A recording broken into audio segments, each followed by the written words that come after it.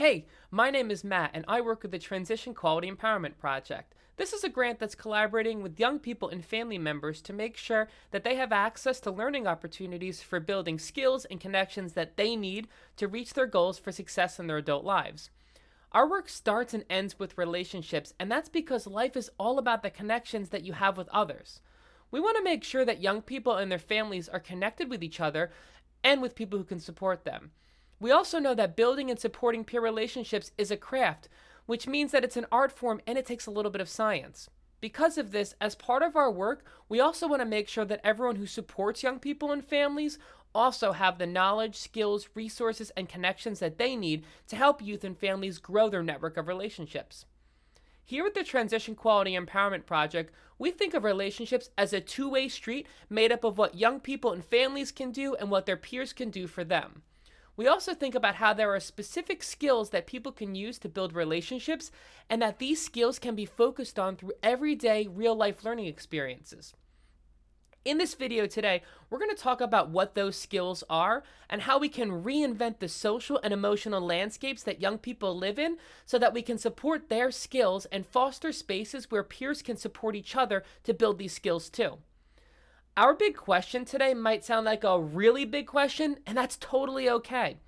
I want to let you in on a little secret. See, you're already an expert in peer relationships because of all the experiences you've had throughout your life. Today, we're going to focus on that expertise and give you a process that will empower you to empower young people. At the core of developing positive peer relationships are the big four. These are the skill areas that young people need so that they can develop respectful and meaningful relationships with their peers. These skill areas are all related where working on one will support the others. For example, young people being able to communicate in a style that works best for them and in a way that their peers can understand their message, which might be verbal or nonverbal, then leads to greater success with young people negotiating with their peers and resolving conflicts together.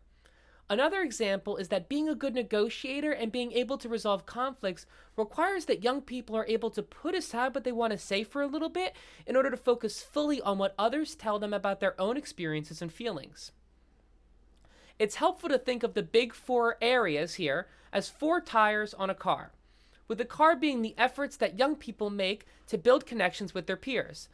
The air in the tire is comprised of the mentorship and real-life peer-to-peer learning experiences that we support to ensure their relationships with each other are built on trust, understanding, and respect.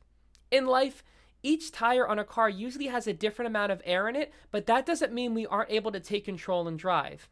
In the same way, a young person's skill in each area will be different, and that's totally fine, because not everything has to be the same for us to get to our destination. In fact, perfect is a big and inclusive continuum, and young people having different skill levels really supports them in learning from each other.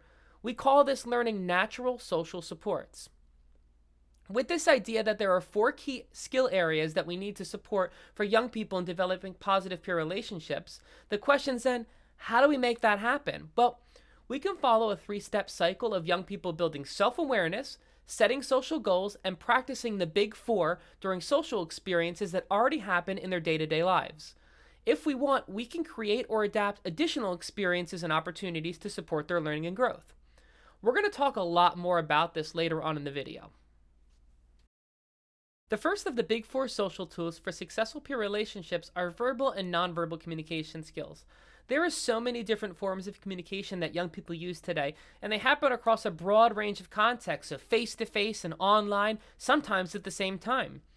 Within the context of the big four and relationship building, this skill is all about young people knowing which ways of communicating their thoughts, experiences, ideas, and needs will work best for them, and then mastering them so that they can convey their messages to their peers clearly. Youth being able to use nonverbal and/or verbal communication skills is not about them being able to use all of them like an expert. It's about becoming an expert in what works best for them. At the same time, young people need to understand that their peers might use and might be comfortable with other types of communication than they are. They might even be an expert in these other forms of communication. This could lead to opportunities for peers to teach each other. But how will they know more about the preferences and experiences of their peers? Well, they will need to listen to learn.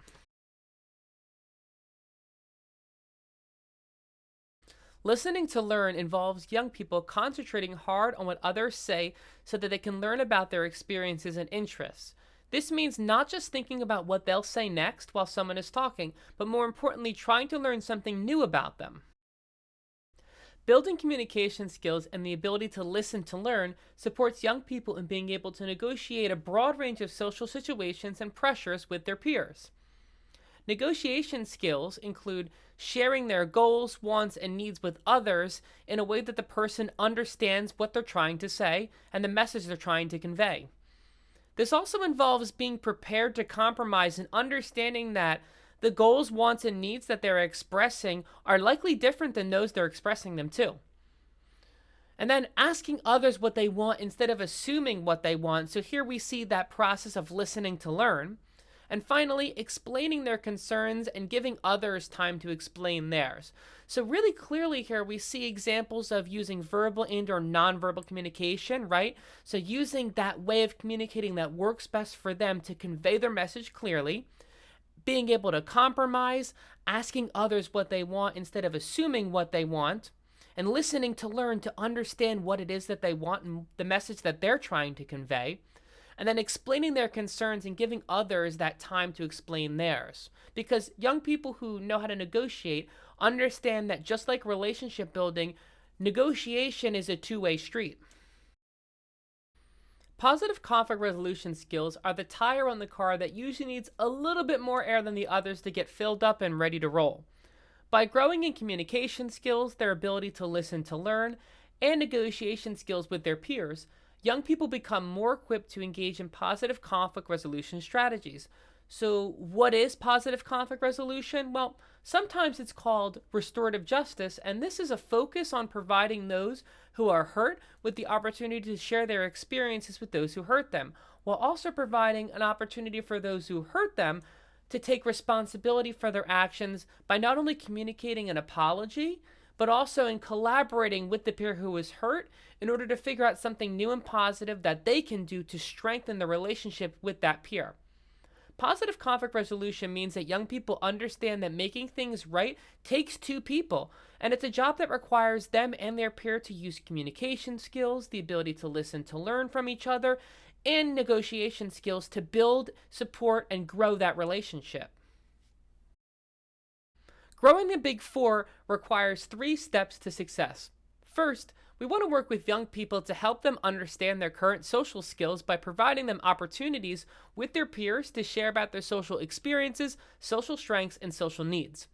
Then, we support conversations between and with young people where they set goals to grow in one or more areas of the Big Four. Third, we model interpersonal skills and support real-life opportunities for young people to try them out with their peers and adults. It's important for young people to talk and share about their social experiences. This is how they learn and unpack what works well for them and what could be better. The 3 big areas we want to talk about and focus on during these conversations are healthy boundaries and expectations, which includes bonding versus oversharing and over-asking, talking and texting, so how long and how often, and trust and understanding what can be shared and what can't be. The second is respecting someone's experiences and point of view, and the third is positive conflict resolution. When talking about these social experiences, we want to help young people think about their social strengths and their social needs in terms of what they do well and what their friends do well for them, as well as what they could do better and what others could do better for them. When we support conversations with and between young people where they set goals to grow in one or more areas of the Big Four, we want to make sure that we frame what we talk about around these main points. So first, what do they do well? We want to take a strength-based approach and make sure that young people focus on what they do well so they can draw upon that as they think about what they can improve, what others can do better for them to support them as they try to improve. And then last, what social tools they can use to better reach some of these goals for improving their areas of peer-to-peer relationships. So they may be interested in focusing on healthy relationships and boundaries and setting expectations, positive conflict resolution. They may also want to use new verbal, nonverbal communication styles, or work on listening to learn and positive conflict resolution skills in order to make some of these goals happen. Really important though, we want to make sure that young people focus on what they do well and what their peers do well, because we want them to work together to support each other in improving their skills that they need to have positive peer relationships. In order to support young people as they build and grow in these big four areas, what we want to do is model interpersonal skills that we have and then support real life opportunities for youth to try them out with other peers and adults. Really, we don't need to create new opportunities or structured learning opportunities to help young people to develop these big four areas. What we need to do is flip the script on challenges and treat them as teachable moments. There are so many situations and opportunities where, as adults, we can help teens reflect on respectful boundaries, respect for others, and conflict resolution skills. We should model our own positive peer toolkits for young people so that they understand how to use these big four in context. When we do this, this helps young people to build their confidence and independence in using the big four on their own with their peers. And as they use these big four, young people try the skills out together, they build their abilities, and they support positive social learning opportunities in communities that are peer-led. Thanks so much for taking time to learn about supporting positive peer relationships with me today. I hope that you feel empowered to empower young people to build, grow, and support positive peer relationships with each other.